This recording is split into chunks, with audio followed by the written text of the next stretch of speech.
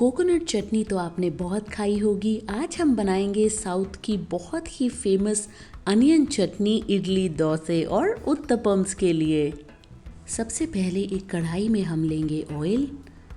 यहाँ मैं coconut oil ले रही हूँ, आप सेसमे ऑयल भी ले सकते हैं। अब हम इसमें डालेंगे शैलट्स।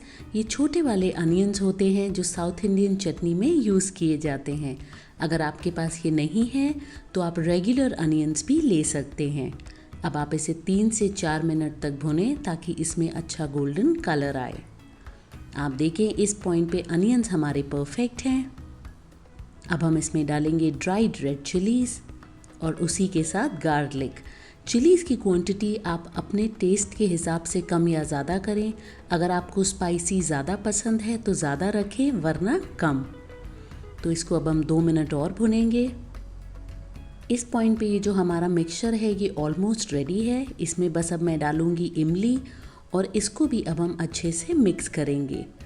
अब हमें इसे ठंडा करना है, उसके बाद हम इसे ग्राइंड करेंगे।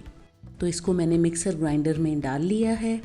अब हम इसमें डालेंगे थोड़ा सा पानी और पानी डालने के बाद हम इसको बिल्कुल जब तक ये कम्प्लीटली प्योरे हो जाए तब तक हम इसको ग्राइंड करेंगे। आप देखें इस पॉइंट पे मुझे लग रहा है इसमें थोड़े पीसेस मोटे हैं, तो मैं इसको थोड़ा सा एक बार और ग्राइंड करूँगी। उससे पहले मैं इसमें डालूँगी सॉल्ट और उसी के साथ रेड चिली पाउडर। ये चिली पाउडर कम्प्लीटली ऑप्शनल है।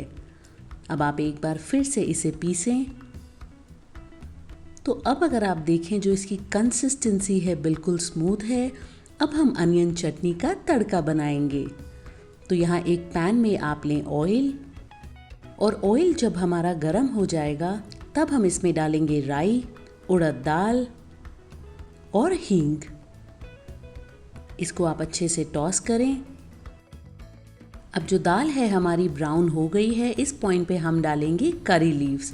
इसको भी बस आप अच्छे से मिक्स करें और हमारा जो तड़का है अनियन चटनी का बनके बिल्कुल तैयार है। तो अब आप इसे पोर करें हमारी चटनी पे और अच्छे से इसे मिक्स करें। आप ज़रूर ट्राई करें, ये आपको बहुत पसंद आएगी। मैंने और भी बहुत सारी चटनीज़ बनाई हैं इडली, डोसे और उत्तपम के लिए। उसका लिंक भी मैं डिस्क्रिप्शन बॉक्स में डालूँगी, आप ज़रूर चेक करें।